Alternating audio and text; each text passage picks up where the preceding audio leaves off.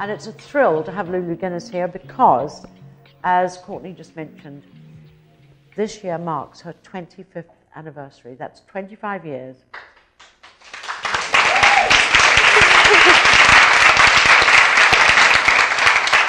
And that's 25 years of going from one little bag to a global brand.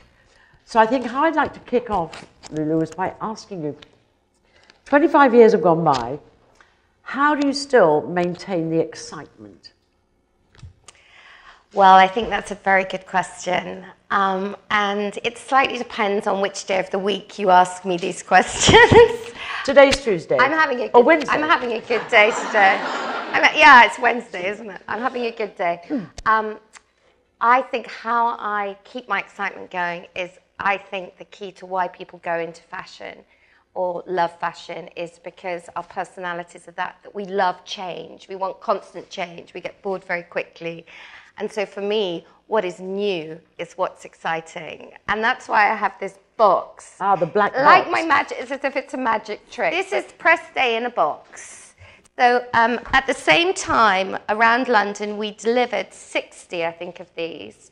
And so basically, you open it up, and inside is a photograph from the campaign. I don't know, can you see that over there?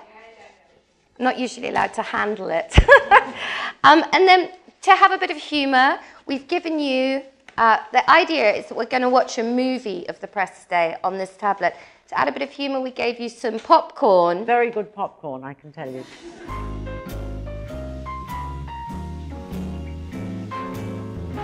Here we have the charming Emily, proving that ladylike can be practical.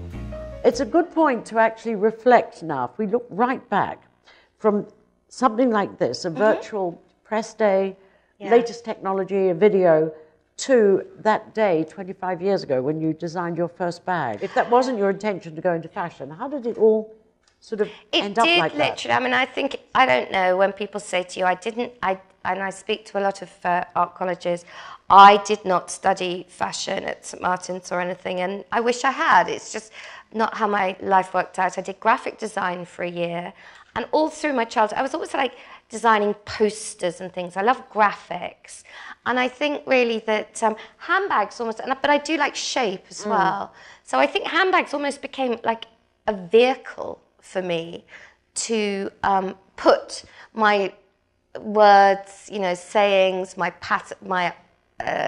prints, whatever it was, whatever really I was thinking. Or your personality. Yeah, my personality. It was a way of putting it on the bags. So the Debenhams thing, this was like a kind of adjunct to your main line. Yeah, it was like a big eye-opener for me. A kind of diffusion line, if you like, High Street. Yeah, I was able to have satin evening bags for £19.99. I mean, it was fantastic. Whereas my bags sort of cost £300, and I loved that thing that we could do this.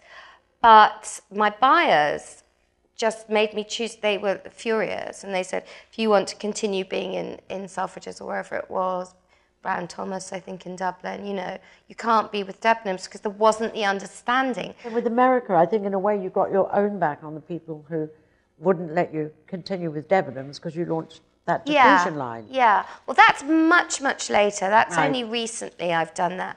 I've been through an awful lot of licensing in my life, and good and bad.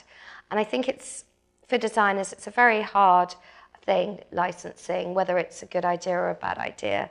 And I think there's good licenses and bad licenses. And I've done everything wrong once in each country.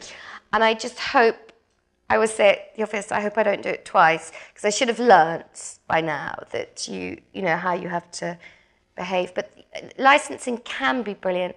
Now it's all about the H&M collaboration, whatever it's about. Or Henry Holland and Topshop. But I mean, now if you're a designer and you don't have collaborations with High Street, you're not happening, you know. So I did bow out, and Jasper Conran stayed in. And so did John Rocher. And and a lot of them are still there. And as I say to you, they all have a house in the south of France, and I don't. And I don't know if I'm not quite sure The jury's still out, depending what day of the week it is. No, of course I made the right decision. Let's look at your own designs, though, for a minute, because I'm intrigued. I know the lipstick. I mean, I've got like 300 bags in my office. So, I mean, I just sort of thought I brought like a couple of little ones to illustrate a point. So this was obviously the first iconic bag I did, at least. And then for a very long time now, luckily, these lips just don't seem to go away. These have been my absolute trademark now for quite a few years.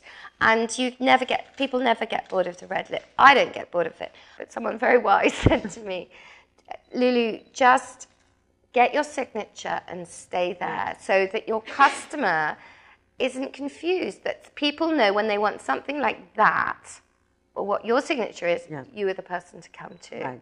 And it stuck with me that actually having this very strong identity isn't boring, because when you're young, you sort of think, oh, but I've got to be like totally original every season and reinvent the wheel every season. Otherwise, people will think I don't have ideas, or, but I've learned you are allowed to keep your signature. Right. Thank you, Lily.